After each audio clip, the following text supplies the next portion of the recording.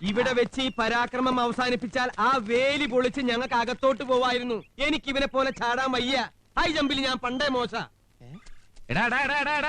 ജനാർദ്ദന, ഇവിടെ വേലി അടിച്ച് പിണ്ണം വെക്കാൻ നിന്നോട് ഞാൻ പറഞ്ഞോ? ഇല്ല. എന്റെ മോളുടെ കല്യാണ നിശ്ചയ ദിവസം തന്നെ നമ്മൾ തമ്മിൽ ഇങ്ങനൊരു സ്നേഹപ്രകടനം വേണോ കുറുപ്പേ? ഇതെന്റെ തറവാട്ട് പറമ്പാ. എന്റെ കുട്ടികളുടെ അമ്മയെ ദഹിപ്പിച്ചത് ആ തെക്കേ മൂലയിലാ.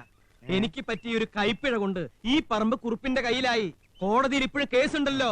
വഴി കെട്ടിയടക്കരുതെന്നും സഞ്ചാര സ്വാതന്ത്ര്യം ഉണ്ടാവണമെന്നും വായിച്ചാ മനസ്സിലാവുന്ന ഭാഷയിൽ ജഡ്ജി എഴുതി വെച്ചിട്ടുണ്ടല്ലോ. പിന്നെ എന്തിനാ ഞങ്ങൾ ഇങ്ങനെ ഹൈ ജമ്പ് ചാടിക്കണേ?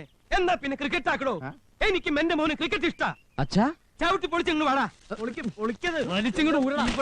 വേണ്ട, മാഷ് നേരെ കത്തി ഓങ്ങി തുമ്പശ്ശേരി കുറിപ്പിന് ഒരു മണ്ണും വെട്ടി പിടിക്കണ്ട. മുള്ളു നോക്കണേ, മുള്ളു. വഴി കെട്ടിയടക്കാൻ മുതലാളിയല്ലേ ഇവരോട് പറഞ്ഞത്? അച്ഛൻ വന്നപ്പോ എന്താ വേറൊരു കളി കളിക്കണത്? അതേ കളി. അല്ലെങ്കിൽ ഞങ്ങൾ കളി മാറ്റും. കേട്ടോ മാഷെ, ഇവന്മാർ ചെയ്തത് തെറ്റ്.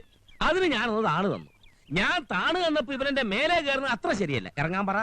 മനഃപൂർവ്വം മോളിൽ കയറിയിട്ട് പിന്നെ ഇറങ്ങി വന്നിട്ട് ഒരു കാര്യമില്ല. മതിയടാ, ഇറങ്ങി വന്നിട്ട് അതങ്ങോട്ട് വൃത്തിയായിട്ട് പൊളിച്ചു കളാ.